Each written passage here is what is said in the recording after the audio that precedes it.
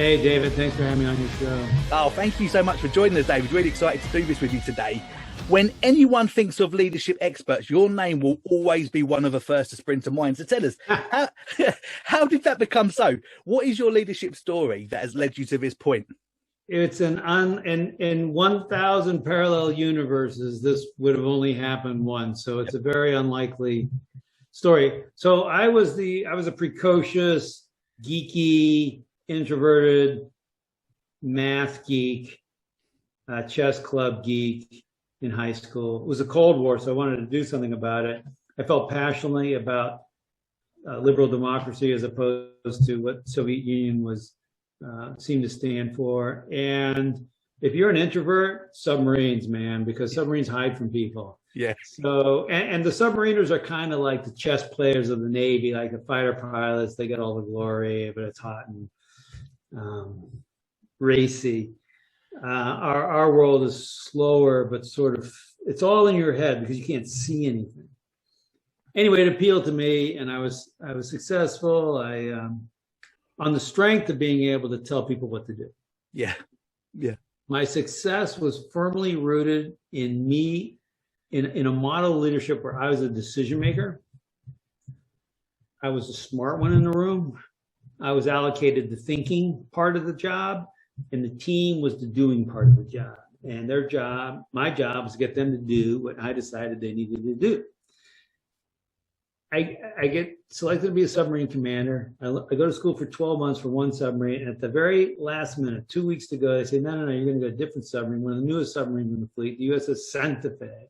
By the way, worst morale in the fleet and the worst performance in the fleet. Yeah. And my realization, because a submarine I'd never been on. Yeah. Right. Kind of submarine. Yeah. All the buttons were different. The theory was the same, but the execution. And I call my leadership model, the model I grew up with, knowing, telling leadership. It's a model where you want to know the answer, and because you know the answer, you earn the right to tell people what to do. On the Santa Fe, I didn't know the answer. I wanted to be that kind of leader, but I couldn't because I was making bad decisions. I was putting people's lives at risk. So I said, you know what? The problem here is not my bad decision making. The problem here is I am the decision maker. We need a team where the decisions are made by people other than me, by you lot, you, the officers, yeah, the chiefs, even the enlisted men, all the way down, even them. And that was a huge mindset shift for me. I viewed myself as the factory, as the manager, the architect, a better word, the architect of a decision-making factory. And that if I could orchestrate the process whereby the team came up with decisions so that consistently quality decisions came out of the decision-making factory. That's what I needed to do, and our lives depended on it. Yeah. And I only had one tool available to me. Yeah. Which was the words that we spoke. And I only had one person whose behavior I could control, and that was myself. Yeah. Fortunately, all those things are very powerful, and they're aligning when you realize them. And it's this rejection of these natural laws. Oh, no, I can control other people. Oh, other people are going to try and control me. Like, this doesn't work. And so when you realize the only person you can control is yourself, and the most powerful thing you have are the words that you say. Yeah. So in other words, don't give your team, and by this I don't mean, oh, give them a lecture. Oh, you guys speak up. You guys be proactive. Oh, you guys take initiative. Oh, you guys are all screwed up. It so pissed me off when I heard those kind of lectures. I said, well, how about you do something? How about, pointing back to the leader? Now I was that person. Yeah. And one of my guys pointed back to me and said, well, like, what about you? What's your, and I said, you know what? I think my problem is I'm telling you, I'm addicted to telling people what to do. So I'm going to stop telling you guys what to do. Yeah. Never going to give another order as a submarine commander. I was 2 weeks. Yeah. 2 weeks into it. I had 3 years to go. But it turns out that this is the most powerful structure. Yeah. Because it evokes thinking. And it's an invitation to thinking. And an invitation to be visible, and an invitation for the team to have agency. And it's an invitation to get everyone's brain on board, not just a few people at the top, and on and on and on. And so morale went up, and we set records, and then performance went up, and we set records. And I'm now this annoying zealot who's very convinced that the way we teach people how to be leaders, the images that we get from the movies and the popular press is it's not really wrong. It's just very limiting. Yeah. And it limits the thinking to just people at the top of the group. And there's this implicit bargain that I'll do the thinking, you'll do the doing. Yeah. And that I think this is not the best way for humans to operate. Yeah. To be fair, David, there are probably quite a few more boring leadership backstories than the one that you've just given. What is the general temperature of employee engagement and worker satisfaction today? Yeah, I mean, it fluctuates, but generally it's not that good. I think the last thing I read is during COVID, I think it actually went up. I'm a little bit annoyed by the quote engagement gurus, because they try and sell this big long list of, well, if you want people to be engaged, do A, B, C, D, double Z. And I'm like, I think it's very simple. If you want people to be engaged, give them decision-making authority. Yeah. That's step one. Step two is repeat step one. There's no other steps. Now, how you do that, that's where the magic lies. But if you don't do that, there's no amount of giving people feedback and a feedback sandwich or whatever else nonsense you can dream up. None of that's going to help if they don't have the ability to make decisions. Yeah. If they do have the ability to make decisions, they'll be engaged. Yeah. I had a friend contact me when they found out that I was going to be interviewing you today, David, a big fan. And they said that they was really interested because they have really bought into your model and, you know, empowering people to be the best that they can be, to be decision makers. They wanted to ask, what and how do you manage a situation if you inherit a team or you go into a new business for the first time and actually the team that you're going to be managing are actually not competent, they haven't got the skill set and they haven't got the attitude to be the best that they can be either? What do you do in a situation like that? Well, first thing you do is celebrate, because that's the best. You're going to be able to create a huge amount of value. So hopefully, you bought the company for 10 cents on the dollar and it's going to be worth $2 on the dollar in 2 years or whatever. I would always joke on the submarine, things were so bad. I would always joke anything over zero, anything divided by zero, because we'd always like compare. Anything divided by zero is going to be a big number. Yeah. So step one, celebrate. Step two, you need visibility on people's competence. And many organizations are reluctant to ask this question, to test that. Technical competence is a measurable skill. It's a test I can give you. You can get a good score or a bad score in whatever domain that you're in. Most organizations are so afraid of actually giving people a test that they won't. They're afraid from a couple of dimensions. Number one, it'll feel like invasive, like who am I to question your technical competence? And number two is, I'm afraid that it's going to come out to be a really dismally low number.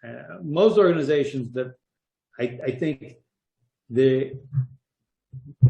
it's way more organizations have less technical competence than they think they actually do.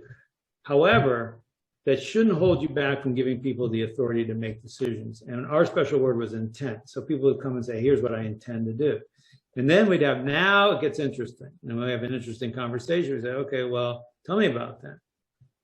Well, even if I agreed or disagreed, you have to ask the same set of questions. Otherwise, they'll get a sense of, oh, these are the questions he asks when he thinks it's a bad idea, and these are the questions they ask when he thinks it's a good idea. So you have to ask the same questions, like, tell me more. Like, how does that align with our objectives? How does that fulfill the mission? Blah, blah, blah. And then they would kind of get smart, and they would just like preemptively, hey, Captain, here's what I intend to do. Here's the outlines of the objectives. Here's how it fulfills our mission. Blah, blah, blah. Now, the magic happens when you can decouple that conversation from trust. In other words, if you can ask hard questions. We don't like that question why in this case, because it tends to be provocative and put people on defensive. Well, why would you want to do that? But even if you were to ask that, say, David, why are you doing that? Like, why are you doing that? You say, well, look, let me show you. Let me expose my thinking in an unprotective way, undefensive way. You help make it better. Why? Because the reason I feel safe to do that is because I know there's a deep trust below it where you believe whatever it is I'm telling you is for the best of the organization.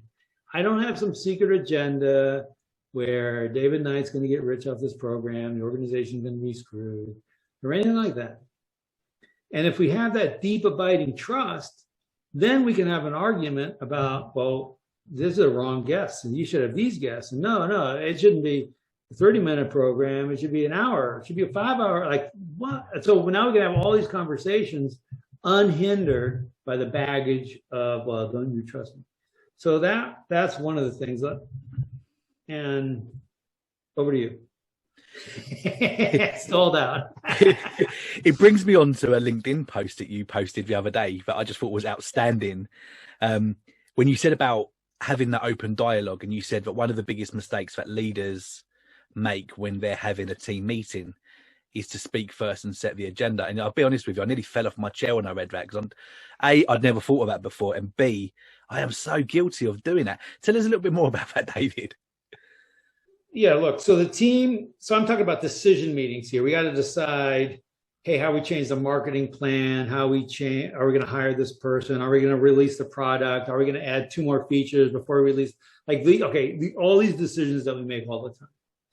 And the traditional way a decision meeting is run is discuss and then vote. Yeah. Hey, let's talk about it, blah, blah, blah.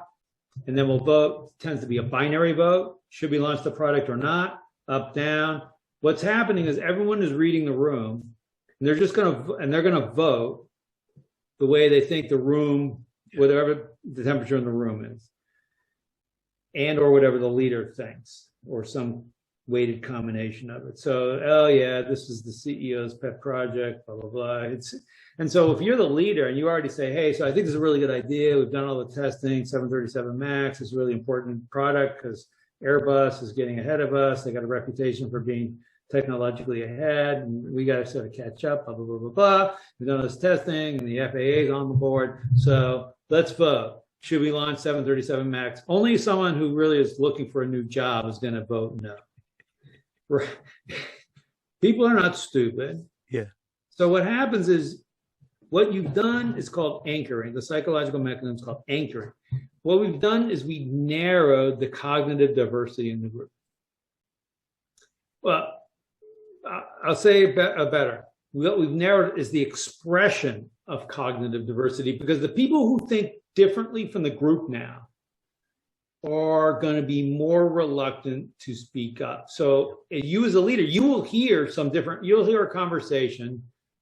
It's like, okay, how many, what should we price the product at? $125. Someone will argue, oh, no, really $105. No, maybe $135. No one's going to argue at this point, $300 or free.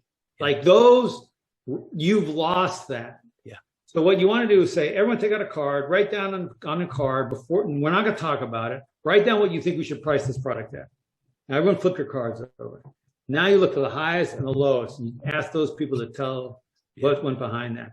Yeah. Because you want to capture the moment of maximum cognitive diversity. Otherwise, it's lost forever. The way we normally run meetings, it's actually deliberately about building consensus, which is obviously the opposite of diversity. So you don't want to build consensus. You want to embrace variability in a decision-making meeting. Meetings with cognitive diversity will result in better decisions over the long run, and you'll be in business 1,000 years from now. Yeah. But if you just putting all your eggs in the fact that you're right all the time, eventually you're going to be wrong. Yeah. And you go, make money, bankrupt. Yeah. Yeah. So good. What must leaders overcome mentally and emotionally to give up control yet retain full responsibility? That's good. the problem's always you. It's never anybody else. The problem is always me. The problem isn't there. The problem isn't they're not speaking up. The problem is you're not creating an environment where it's easy for them to speak up. Yeah. Here's what you can do.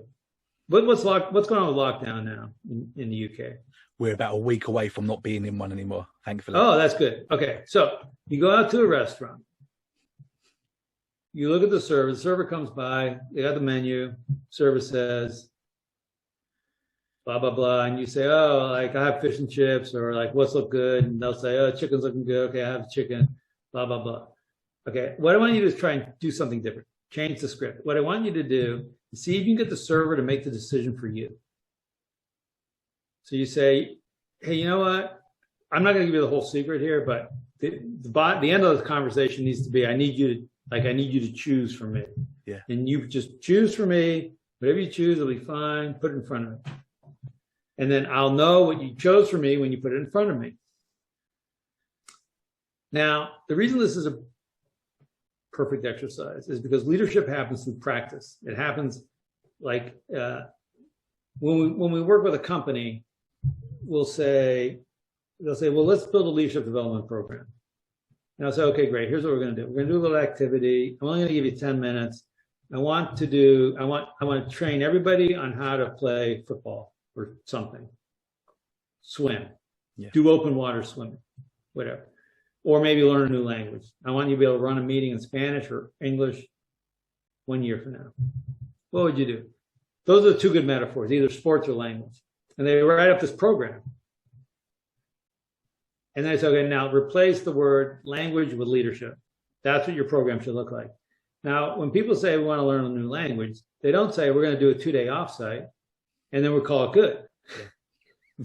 That's not how we learn a language. That's not how we learn leadership. So we learn leadership by practice. We kick the ball, we say the words, and we see what happens. So that's what this is. This is practice in a place that doesn't really matter. So, like, you like it, you don't like it. If you're allergic to peanuts, you might want to tell them. Yeah. Yeah. So but here's the thing. You have to live with the anxiety of not knowing what you're going to get. And you have to make it safe for them to make the choice for you. So try it when you're tired. Try it when you're not tired. Try it when you're at your regular restaurant. Try it when you're in a new restaurant. Try it when you just landed on an airplane that took you from London to Seoul. Try, like, well, why is that harder? Know that about yourself. What about the server? How come sometimes they react one way? How come sometimes they react a different way? How come sometimes you're surprised by that reaction? What did you not notice about the way they were standing in front of you? Yeah. How did you create a connection so that they feel they know you well enough or know well enough what you want? We call it pushing the authority for the decision to the person with the information. You know what you want. We call that clarity of purpose. Like, so you may have the purpose. For me, it tends to be things like, hey, I'll take 800 calories. I don't eat meat. Other than that, pretty good. They know what's coming out of the kitchen. So they have the information. As an alternative, you can say, let the chef pick or something like that. That tends to let them off the hook a little bit.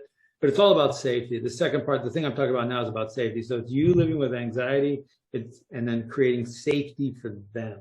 This is exactly the skill you need. This is exactly how I felt. Every day as a submarine commander, it was as if I said, hey, you decide. Now, in this case, you don't know where you're going to get until you get it. The way we operate the submarine was I would say, tell me what you intend to do. Tell me what you intend to bring me. But for this particular exercise, because the consequences are so low, we try and stretch it actually to call it level 6, just do it. Yeah. How important is the language that we use in leadership? Nothing more important. It's everything. It's how we communicate. It's how we talk about a vision. It's how we convey what we're trying to do. It's how we invite people to tell us what they think, even if what they think might be bad news. And people say, well, why do I focus on the words? Isn't like how they're delivered? Does that matter? And I've heard that body language is 70% more. That's 70% of the signals in body language.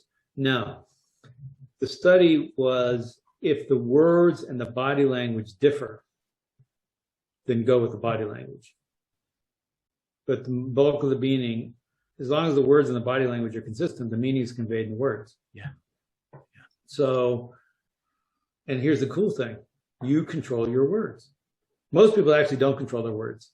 They just say what comes into their head.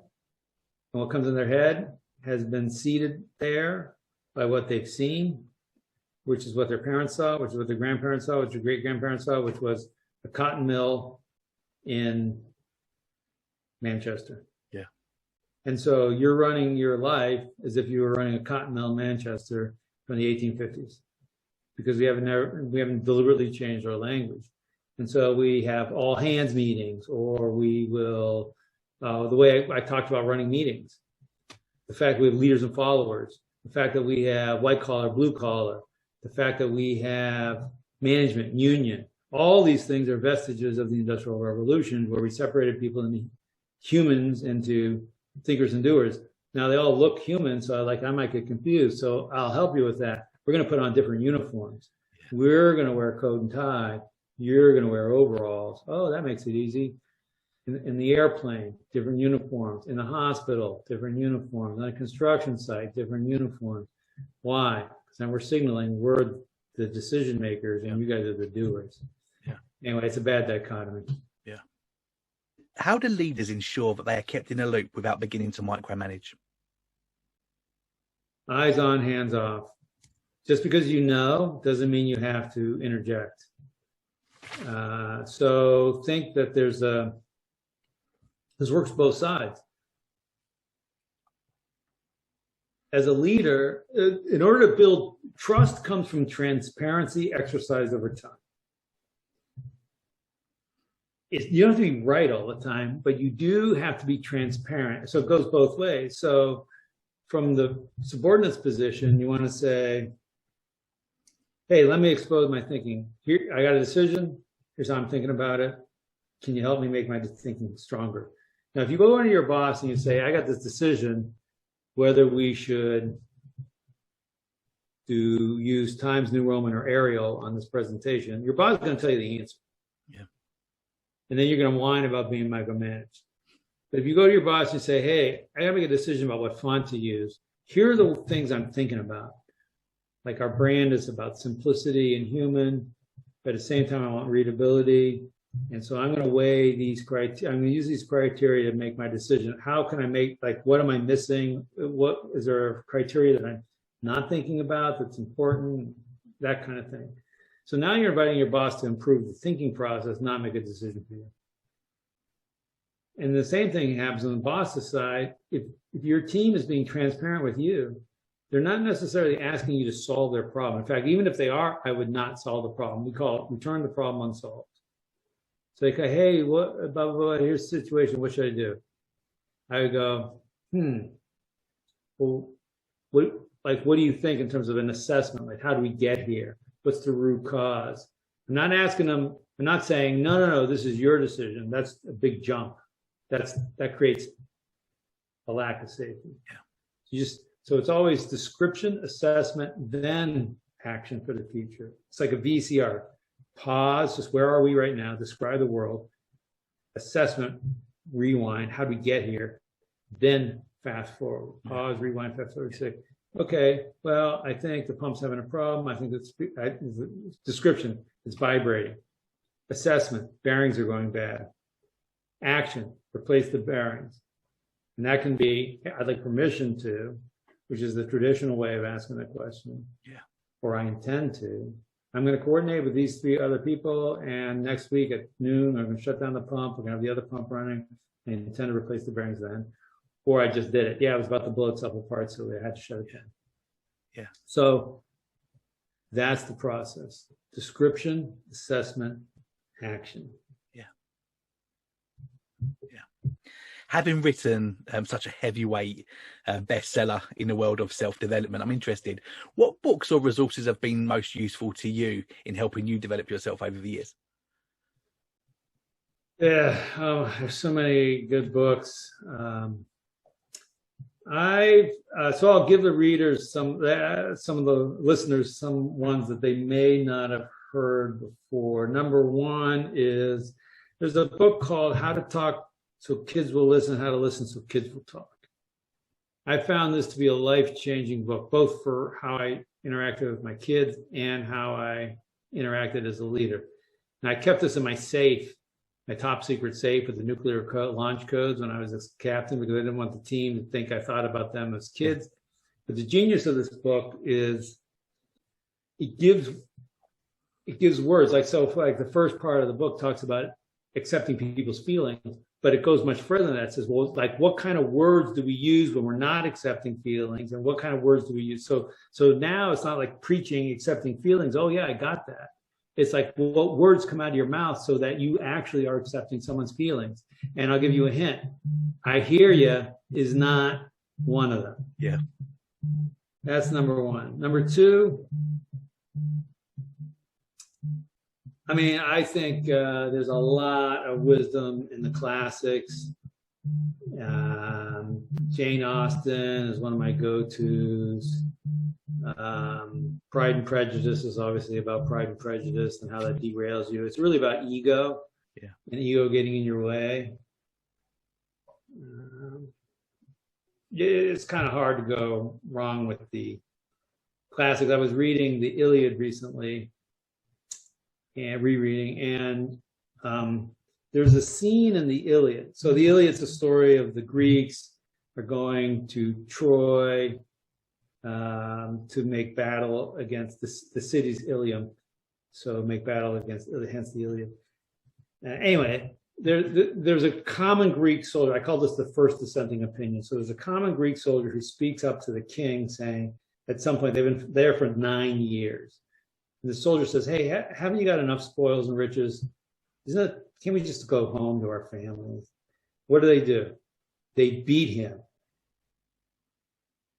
So this idea that, like, go along, it goes all the way back to the oldest texts in Western civilization, because there are severe repercussions for giving a dissenting opinion, giving a different perspective.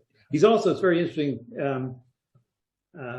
He's described as like pointy-headed with a small tuft of hair and stooped shoulders. Like he's described as with very demeaning and dismissive physical characteristics.